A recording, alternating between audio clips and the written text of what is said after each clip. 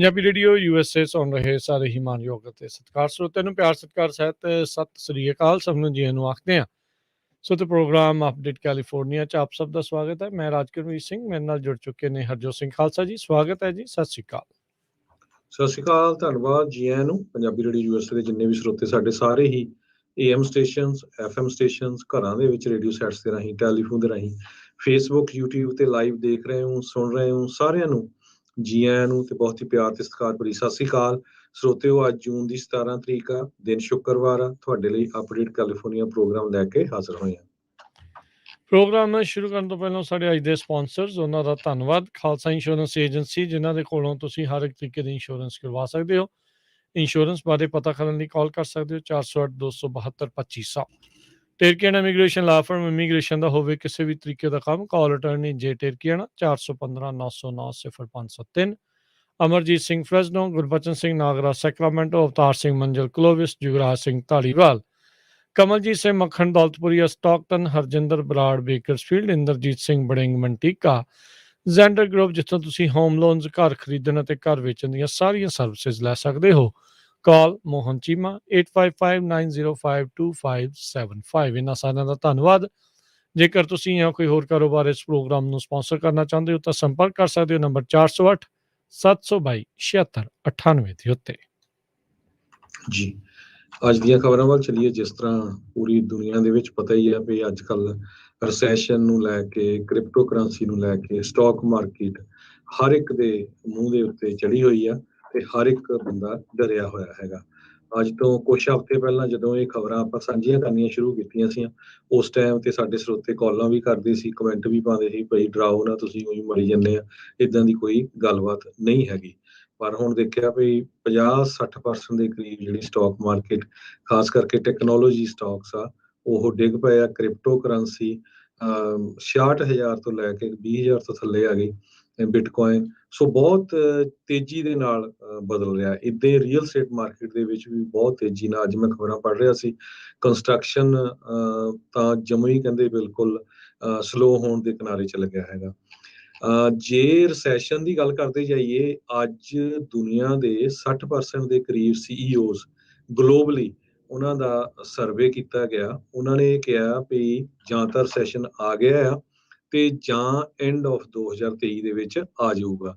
C-suite outlook mid year survey ਉਹਨਾਂ ਨੇ ਅੱਜ ਪਬਲਿਸ਼ ਕੀਤਾ, ਜਿਹਦੇ ਮੁਤਾਬਕ 15% CEO ਉਹ ਆਲਰੇਡੀ ਯਕੀਨ ਕਰ ਰਿਹਾ ਵੀ ਆਪਾਂ ਰਿਸੈਸ਼ਨ 'ਚ ਆ, ਜਦ ਕਿ 43% ਇਹ ਕਹਿ ਰਹੇ ਆ ਵੀ 2022 ਦੇ ਐਂਡ ਤੱਕ ਆਏਗਾ, ਇਸ ਸਾਲ ਦੇ ਐਂਡ 'ਚ, ਜਦ ਕਿ 60% ਜਿਹੜੇ ਸਾਰਿਆਂ ਨੂੰ ਜੇ ਇਕੱਠੇ ਕਰਕੇ ਦੇਖਿਆ ਜਾਵੇ, ਉਹ ਕਹਿੰਦੇ ਵੀ 2023 ਦੇ ਐਂਡ ਤੱਕ 100% ਰਿਸੈਸ਼ਨ ਆਊਗਾ। ਸੋ ਜਿੰਨੇ ਵੀ ਲੋਕਾਂ ਨੂੰ, ਜਿਹੜੇ ਕੰਪਨੀਆਂ ਦੇ CEOs ਆ, ਉਹਨਾਂ ਨੂੰ ਸਰਵੇ ਕੀਤਾ ਗਿਆ, ਉਹਨਾਂ ਨੇ ਮੇਨ ਰੀਜ਼ਨ ਉਹਦੇ 'ਚ ਹਾਈ એનર્ਜੀ ਪ੍ਰਾਈਸਸ, ਗੈਸ ਦੀਆਂ, ਕੰਟੀਨਿਊ ਸਪਲਾਈ ਚੇਨ ਡਿਸਟਰਪਸ਼ਨ ਬਹੁਤ ਹੋਈ ਆ ਪਹਿਲਾਂ ਵੀ, ਤੇ ਹੁਣ ਪਿੱਛੇ ਚਾਈਨਾ 'ਚ ਕਿੰਨਾ ਚਿਰ ਬੰਦ ਰਹੇ ਆ ਸ਼ਹਿਰ, ਤੇ ਜੀਓਪੋਲੀਟੀਕਲ ਰਿਸਕ, ਤੇ ਖਾਸ ਕਰਕੇ ਯੂਕਰੇਨ ਤੇ ਰਸ਼ੀਆ ਨੂੰ ਲੈ ਕੇ, ਤੇ ਚੌਥਾ ਹੈਗਾ ਕੰਜ਼ਿਊਮਰ ਕੌਨਫੀਡੈਂਸ। ਇੱਕ ਤਰ੍ਹਾਂ ਨਾਲ ਖਤਮ ਹੋ ਗਿਆ ਆ, ਉਹ ਟੋਟਲੀ ਬਹੁਤ ਜਿੱਦਾਂ ਥੱਲੇ ਚਲਾ ਗਿਆ।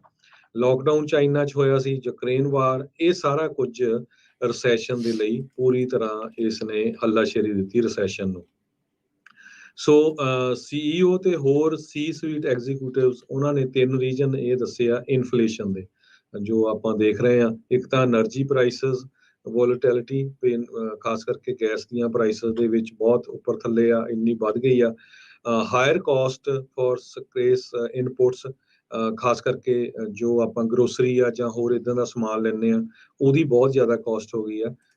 ਇਸ ਨੇ ਗਲੋਬਲ ਸਪਲਾਈ ਚੇਨ ਦੇ ਉੱਤੇ ਵੀ ਸਾਰਾ ਰਿਪਲ ਇਫੈਕਟ ਕੀਤਾ ਹੈਗਾ। ਕਹਿੰਦੇ ਭਈ 47% ਸਰਵੇ ਦੇ ਵਿੱਚ ਉਹਨਾਂ ਦੱਸਿਆ ਆ ਵੀ ਇਨਫਲੇਸ਼ਨ ਦਾ ਅਸਰ ਬਹੁਤ ਜ਼ਿਆਦਾ ਪੈ ਰਿਹਾ ਹੈਗਾ। ਇਹ ਸਰਵੇ ਉਸ ਟਾਈਮ ਕੀਤਾ ਗਿਆ ਜਦੋਂ ਫੈਡਰਲ ਰਿਜ਼ਰਵ ਬੋਰਡ ਨੇ 3 ਕੁਆਰਟਰ ਬੇਸਿਸ ਪੁਆਇੰਟ ਇੰਟਰਸਟ ਵਧਾਇਆ ਸੀ।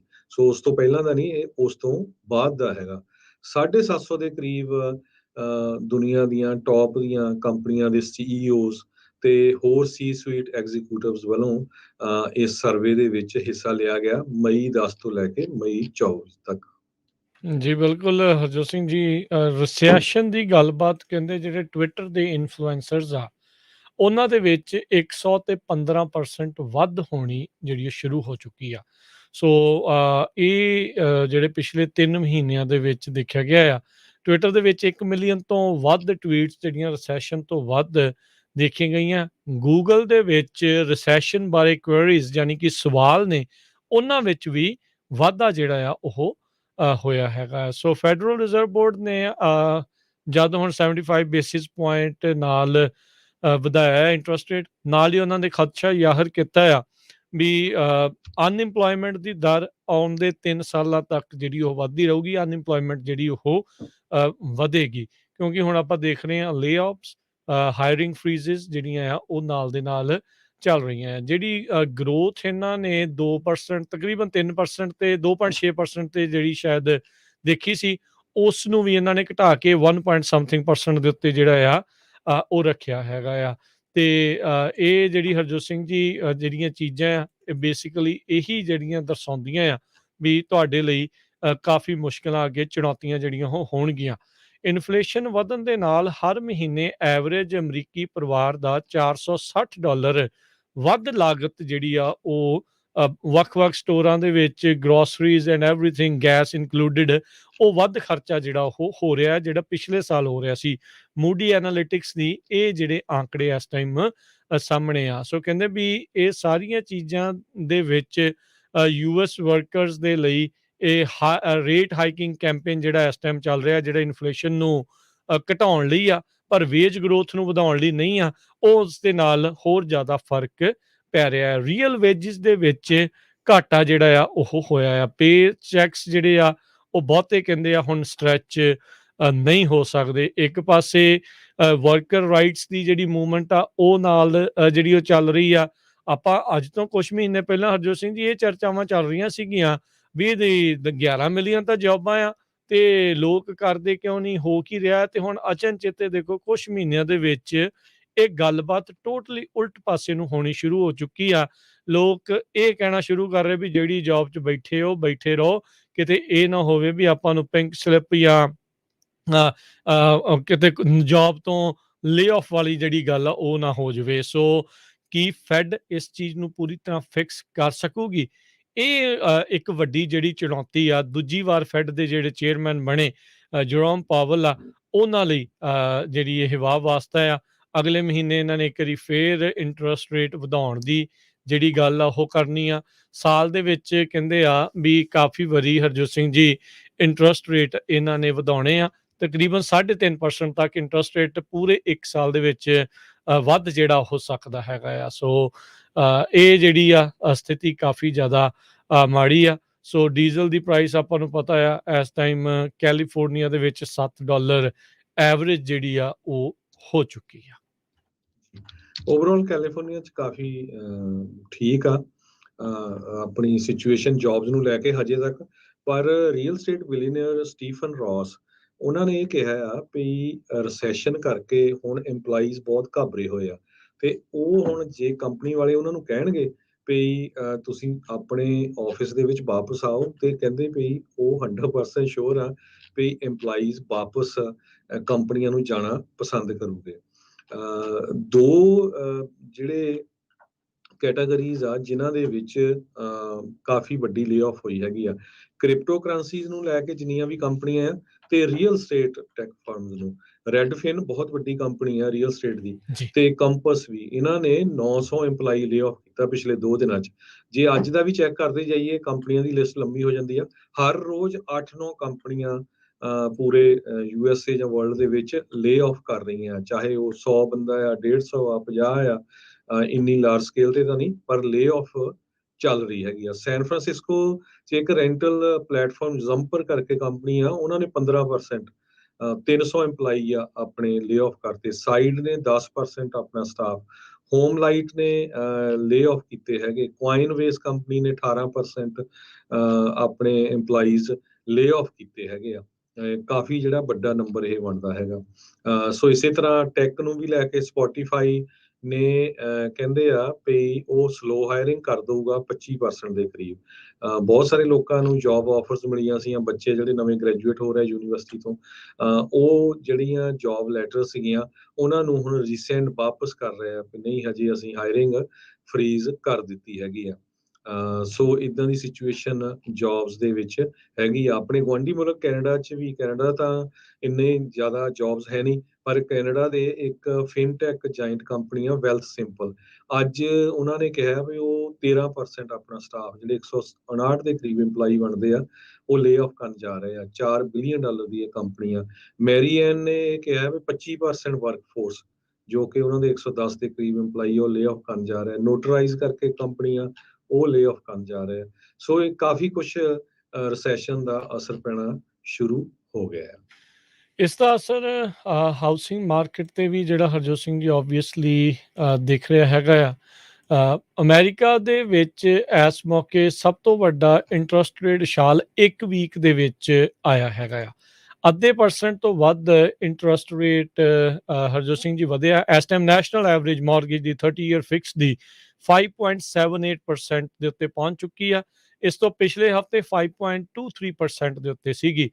ਇਸ ਸਾਲ ਦੇ ਵਿੱਚ ਆਲਰੇਡੀ 2.3 ਤਕਰੀਬਨ 3% ਇੰਟਰਸਟ ਰੇਟ ਆ ਉਹ ਐਵਰੇਜ ਉੱਤੇ ਜਾ ਚੁੱਕਾ ਹੈਗਾ ਆ। ਸੋ ਫਰੈਡੀ ਮੈਕ ਦੇ ਜਿਹੜੇ ਚੀਫ ਇਕਨੋਮਿਸਟ ਹੈਗੇ ਆ, ਉਹਨਾਂ ਨੇ ਕਿਹਾ ਵੀ ਇਹ ਜਿਹੜੇ ਵਧੀਆਂ ਹੋਈਆਂ ਦਰਾਂ ਨੇ, ਕਹਿੰਦੇ ਵੀ ਇਹ ਇਸੇ ਦਾ ਹੀ ਨਤੀਜਾ ਹੈਗਾ ਵੀ ਐਕਸਪੈਕਟੇਸ਼ਨਸ ਇਨਫਲੇਸ਼ਨ ਦੀਆਂ ਤੇ ਮੋਨਿਟਰੀ ਪਾਲਿਸੀ ਦੀਆਂ ਵਿੱਚ ਜਿਹੜੀਆਂ ਚੇਂਜ ਹੋਈਆਂ ਆ, ਉਸ ਦੇ ਕਰਕੇ ਸਾਰਾ ਕੁਛ ਦੇਖ ਰਹੇ ਹਾਂ। ਕਹਿੰਦੇ ਵੀ ਹਾਇਰ ਮਾਰਗੇਜ ਰੇਟਸ ਦੇ ਨਾਲ ਜਿਹੜੀ ਮੋਡਰੇਸ਼ਨ ਹੋਊਗੀ, ਜਿਹੜੀ ਹਾਊਸ ਐਕਟੀਵਿਟੀ ਬਹੁਤ ਤੇਜ਼ੀ ਦੇ ਨਾਲ ਚੱਲ ਰਹੀ ਸੀ, ਉਸ ਦੇ ਕਰਕੇ ਪੈਂਡੈਮਿਕ ਦੇ ਵਿੱਚੋਂ ਬਾਹਰ ਨਿਕਲਦੇ ਹੋਏ, ਤੇ ਕਹਿੰਦੇ ਵੀ ਆਪਾਂ ਨੂੰ ਉੱਦਾਂ ਓਵਰਆਲ ਬੈਲੈਂਸਡ ਹਾਊਸਿੰਗ ਮਾਰਕੀਟ ਆ ਉਹ ਨਜ਼ਰ ਆ ਸਕਦੀ ਆ। ਪਰ ਨਾਲ ਦੇ ਨਾਲ ਖਬਰਾਂ ਹਰਜੋਤ ਸਿੰਘ ਜੀ ਕੱਲ ਇਹ ਵੀ ਚੱਲੀਆਂ ਵੀ ਜਿਹੜਾ ਫੈਡਰਲ ਰਿਜ਼ਰਵ ਆ ਉਹ ਹਾਊਸਿੰਗ ਮਾਰਕੀਟ ਨੂੰ ਰੀਸੈਟ ਜਿਹੜਾ ਆ ਉਹ ਕਰਨਾ ਚਾਹੁੰਦਾ ਆ। ਇਸ ਦੇ ਨਾਲ ਘਰਾਂ ਦੇ ਪ੍ਰਾਈਸਿਸ ਡਿੱਗਣ ਦੀ ਲਾਈਕਲੀਹੁੱਡ, ਯਾਨੀ ਕਿ ਉਸ ਦੀ ਕਿਆਸ ਰਹੀਆਂ ਆ ਉਹ ਵੱਧ ਜਾਂਦੀਆਂ ਆ। ਸੋ ਇਹ ਨਹੀਂ ਪਤਾ ਵੀ ਹਾਊਸਿੰਗ ਕਿੰਨੀ ਕੁ ਮਹਿੰਗੀ ਜਿਹੜੀ ਪਹਿਲਾਂ ਦੇ ਨਾਲੇ ਹੋ ਚੁੱਕੀ ਆ, ਪਰ US ਦੇ ਵਿੱਚ 2 ਸਾਲਾਂ ਦੇ ਵਿੱਚ ਘਰਾਂ ਦੀਆਂ ਪ੍ਰਾਈਸਾਂ ਐਵਰੇਜ ਆਪਾਂ ਗੱਲ ਕਰ ਰਹੇ ਹਾਂ 37% ਜਿਹੜੀਆਂ ਉਹ ਵਧੀਆਂ ਸੀ। ਹਾਊਸਿੰਗ ਕ੍ਰੈਸ਼ ਜਿਹੜਾ 2008 ਦਾ ਹੋਇਆ ਸੀ, ਉਸ ਤੋਂ 2 ਸਾਲਾਂ ਦੇ ਵਿੱਚ 29% ਜਿਹੜੀਆਂ ਪ੍ਰਾਈਸਾਂ ਵਧੀਆਂ ਸੀਗੀਆਂ। ਸੋ ਜਦੋਂ ਬਹੁਤ ਵੱਡਾ ਹਾਊਸਿੰਗ ਕ੍ਰੈਸ਼ ਹੋਇਆ ਸੀ ਉਦੋਂ 29% ਵਧੀਆਂ, ਹੁਣ 37% ਆਲਰੇਡੀ ਜਿਹੜੀਆਂ ਉਹ ਵੱਧ ਚੁੱਕੀਆਂ ਆ। ਸੋ 30 ਈਅਰ ਫਿਕਸ ਮਾਰਗੇਜ ਜਿੱਦਾਂ ਆਪਾਂ ਆਲਰੇਡੀ ਦੱਸਿਆ ਤਕਰੀਬਨ 6% ਦੇ ਉੱਤੇ 2.78 ਦੇ ਉੱਤੇ ਐਵਰੇਜ ਜਿਹੜੀ ਉਹ ਪਹੁੰਚ ਚੁੱਕੀ ਆ। ਮਾਰਗੇਜ ਦੀਆਂ ਐਪਲੀਕੇਸ਼ਨਸ ਕਿਤੇ 16% ਦੱਸ ਰਹੇ ਆ, ਕਿਤੇ 22% ਕਟੌਤੀ ਉਹਨਾਂ ਦੇ ਵਿੱਚ ਦੇਖੀ ਗਈ ਆ। ਸੋ ਇਨਵੈਂਟੋਰੀ ਮੇ ਵੀ ਹੌਲੀ ਹੌਲੀ ਵਧੇ, ਤੁਹਾਡੀ ਅਫੋਰਡੇਬਿਲਟੀ ਦੇ ਉੱਤੇ ਆ ਤੁਹਾਡਾ ਸਾਰਾ ਕੁਛ ਤੁਹਾਨੂੰ ਉਹ ਦੇਖਣਾ ਪੈਣਾ ਆ ਵੀ ਕੀ ਉਹੀ ਘਰ ਹੁਣ ਕਿੰਨੇ ਦਾ ਤੁਹਾਨੂੰ ਜਿਹੜਾ ਆ ਉਹ ਮਿਲ ਰਿਹਾ ਆ ਇੰਨੇ ਵੱਧ ਇੰਟਰਸਟ ਰੇਟ ਦੇ ਨਾਲ। ਜੀ, ਕੈਲੀਫੋਰਨੀਆ ਦੇ ਵਿੱਚ ਸਮਾਨ ਦੀ ਕੀਮਤ ਹੋਰ ਵੀ ਜ਼ਿਆਦਾ ਵਧਣ ਜਾ ਰਹੀ ਆ। ਇਹਦਾ ਕਾਰਨ ਇੱਕ ਟਰੱਕਰਸ ਜੋ ਯੂਜ਼ ਕਰਦੇ ਡੀਜ਼ਲ, ਉਹਦੀ ਪ੍ਰਾਈਸ ਬਹੁਤ ਜ਼ਿਆਦਾ ਵਧਣ ਕਰਕੇ ਆ। ਐਵਰੇਜ ਪੂਰੇ USA ਦੇ ਵਿੱਚ ਡੀਜ਼ਲ ਦੀ ਪ੍ਰਾਈਸ $5.09 ਦੇ ਬਰਾਬਰ ਆ, ਜਦ ਕਿ ਕੈਲੀਫੋਰਨੀਆ ਦੇ ਵਿੱਚ $7.02 ਚਲੇ ਗਈ ਆ। ਇਹ ਐਵਰੇਜ ਮੈਂ ਦੱਸ ਰਿਹਾ।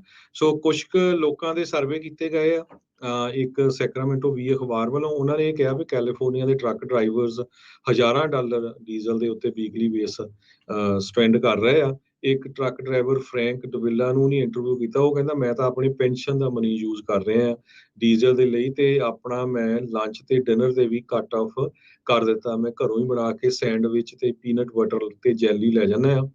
ਉਹਦੇ ਨਾਲ ਹੀ ਕਹਿੰਦਾ 3-4 ਦਿਨ ਮੈਂ ਵਰਤਦਾ ਤੇ ਮੁੜ ਕੇ ਘਰ ਆ ਕੇ ਫਿਰ ਖਾਣਾ ਹੈਗਾ। 2021 ਦੇ ਵਿੱਚ ਅਮਰੀਕਨ ਟਰੱਕਿੰਗ ਐਸੋਸੀਏਸ਼ਨ ਨੇ ਕਿਹਾ ਸੀ ਵੀ 80,000 ਦੇ ਕਰੀਬ ਡਰਾਈਵਰਸ ਚਾਹੀਦੇ ਆ, ਪਰ ਜੋ ਹੁਣ ਸਿਚੁਏਸ਼ਨ ਬਣਦੀ ਆ, ਕਈ ਇੰਡੀਵਿਜੂਅਲ ਟਰੱਕ ਡਰਾਈਵਰਸ ਨੇ ਟਰੱਕ ਪਾਰਕ ਕਰ ਦਿੱਤੇ ਤੇ ਹੋਰ ਕੰਮ ਕਰਨਾ ਸ਼ੁਰੂ ਕਰ ਦਿੱਤਾ ਆ। ਸੰਜੇ ਵਾਰਸ਼ ਨੇ ਇੱਕ ਫਾਈਨੈਂਸ ਦੇ ਪ੍ਰੋਫੈਸਰ ਆ ਸੈਕਰਾਮੈਂਟੋ ਸਟੇਟ ਯੂਨੀਵਰਸਿਟੀ 'ਚ, ਉਹਨੇ ਕਿਹਾ ਵੀ ਟਰੱਕਿੰਗ ਇੰਡਸਟਰੀ ਬੈਕਬੋਨ ਆ US ਦੀ ਇਕਨੋਮੀ, ਤੇ ਜੋ ਕਾਸਟ ਫਿਊਲ ਦੀ ਇਨਕਰੀਜ਼ ਹੁੰਦੀ ਆ ਤੇ ਉਹਦੇ ਨਾਲ ਟਰਾਂਸਪੋਰਟੇਸ਼ਨ ਜੋ ਗੁਡਸ ਦੀਆਂ ਹੁੰਦੀਆਂ ਉਹ ਵੀ ਮਹਿੰਗੀ ਹੁੰਦੀ ਆ। ਉਹਦੇ ਕਰਕੇ ਅਲਟੀਮੇਟਲੀ ਕੰਜ਼ਿਊਮਰ ਦੇ ਉੱਤੇ ਇਹਦਾ ਅਸਰ ਪੈਣਾ ਆ। ਨੋ ਮੈਟਰ ਤੁਹਾਡੀ ਗਰੋਸਰੀ ਆ, ਕੱਪੜੇ ਆ, ਸਾਰਾ ਕੁਛ ਉੱਪਰ ਜਾਣਾ ਆ।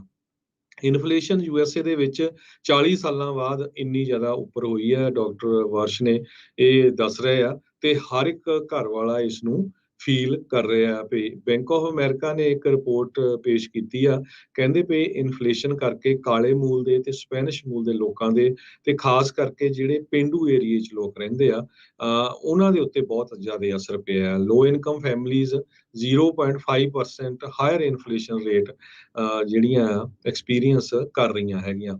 ਤੇ ਕੈਲੀਫੋਰਨੀਆ ਦੇ ਸਟੇਟ ਲੀਡਰ ਡਿਸਕਸ ਤਾਂ ਕਰ ਰਹੇ ਆ ਪ੍ਰੋਫੈਸਰ ਦੇ ਮੁਤਾਬਕ ਵੀ ਗੈਸ ਰੀਬੇਟ ਦਊਗੇ। ਕਹਿੰਦੇ ਜੇ ਦੇ ਵੀ ਦਊਗੇ ਤੇ 400 ਜਾਂ $800 ਉਹਦੇ ਨਾਲ ਕਿੰਨਾ ਕੁ ਚਿਰ ਗੁਜ਼ਾਰਾ ਹੋਊਗਾ। ਸੋ ਉਹਨਾਂ ਨੂੰ ਲੌਂਗ ਟਰਮ ਸੋਲੂਸ਼ਨ ਕਿਸ ਤਰ੍ਹਾਂ ਕੱਟ ਕਰਨਾ ਆ ਟੈਕਸ ਦੇ ਵਿੱਚ, ਉਹ ਕਰਨਾ ਪਊਗਾ। ਨਹੀਂ ਤਾਂ ਆਉਣ ਵਾਲੇ ਜੋ ਮਹੀਨੇ ਆ, ਹਫ਼ਤੇ ਆ, ਉਹ ਬਹੁਤ ਹੀ ਖਤਰਨਾਕ ਸਾਬਤ ਹੋਣਗੇ।